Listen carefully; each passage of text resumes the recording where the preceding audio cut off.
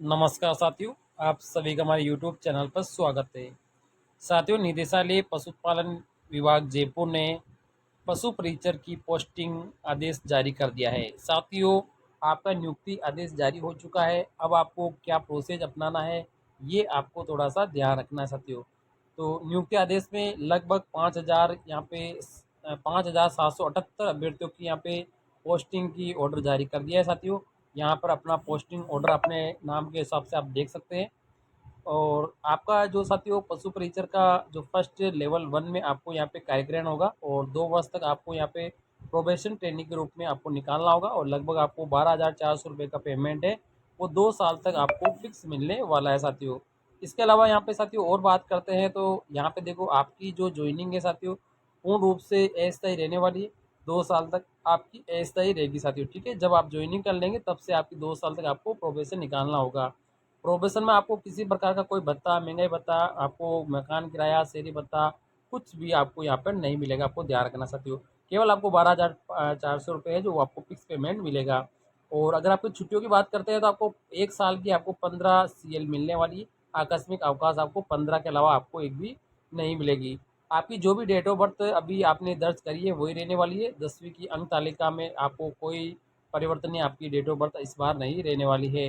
साथियों, समय समय पे जो भी पेंशन के आदेश होंगे वो आपको जारी करेंगे। अभी आपको फिक्स 12,400 रुपये का पेमेंट है, वो हर महीने मिलने वाला है। इसके अलावा आपको कुछ भी पेमेंट नहीं मिलेगा।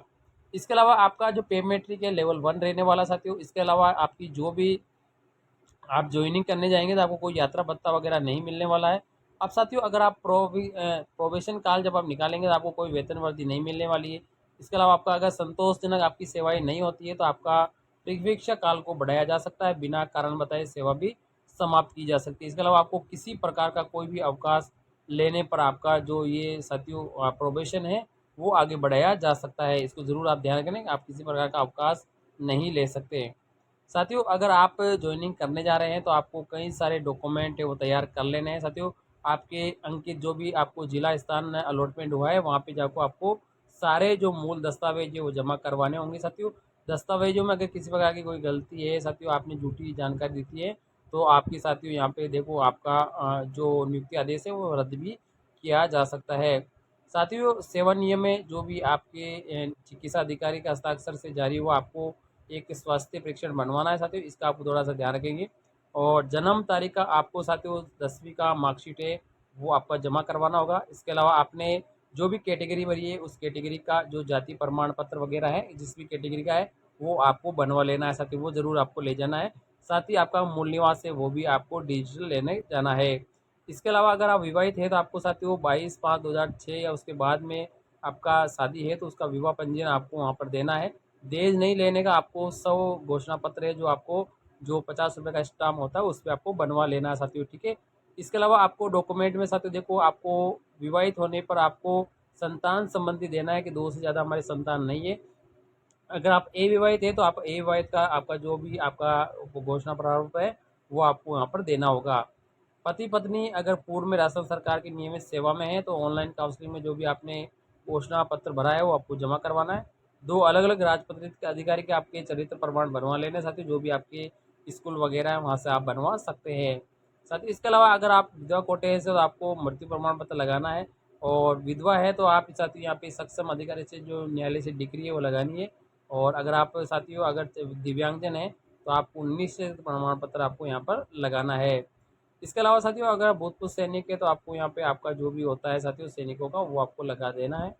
उत्कृष्ट खिलाड़ी है तो आपको यहाँ पे लगाना है। ये सारे दस्तावेज क्या करना है साथियों, आपको आपके जो भी आपको जो विभाग अलॉट हुआ है साथियों, आपका जो पदस्थापन का जो जगह अलॉट हुआ है वहाँ पे जाके आपको ये सारे दस्तावेज आपको क्या करना है, जमा करवाने हैं साथियों, ये आपको ध्यान रखना है।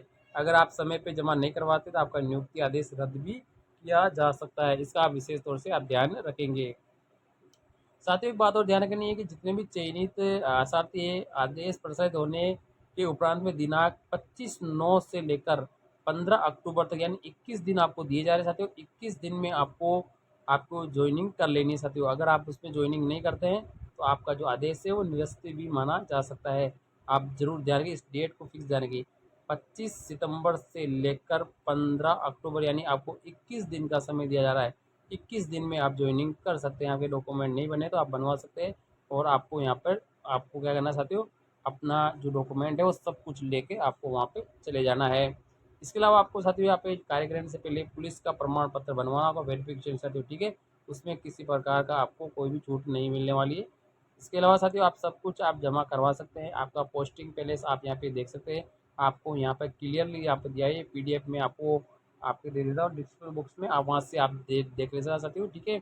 आपको यहाँ पे देखो सीरियल नंबर, आपको रोल नंबर दे रखा है, आपका नाम है, आपके पिता का नाम है, आपकी डीओबी है, जेंडर है, आपकी कैटेगरी है, और पोस्टिंग पैलेस भी आपको यहाँ पे लिखा गया है, और आपका डिस्ट्रिक्ट कौन सा है वो भी आपका यहाँ पर लिखा गया है साथियों।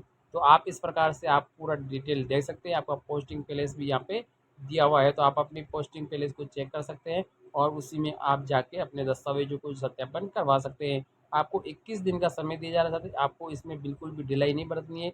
जितना जल्दी हो सके आपको ज्वाइनिंग कर लेना है साथियों, ठीक है। आप उसमें इंतज़ार नहीं करेंगे मैं बाद में करूँगा और उतने दिन बाद करूँगा, ये आपको बिल्कुल भी आपको साथियों इसमें आपको थोड़ी सी ढिलाई नहीं बरतनी है। समय पे आपको ज्वाइनिंग देनी लेनी है, ताकि आपका अच्छी तरह से आपका चयन आपका सुनिश्चित हो सके, आप अपने परिवार को खुशियाँ दे सके, आप भी खुशियाँ ले सके। तो इसलिए आपको किसी प्रकार की कोई दिक्कत होने से पहले पहले आप समय पे ही ज्वाइनिंग कर लें, लेकिन आपके दस्तावेज कंप्लीट होने चाहिए।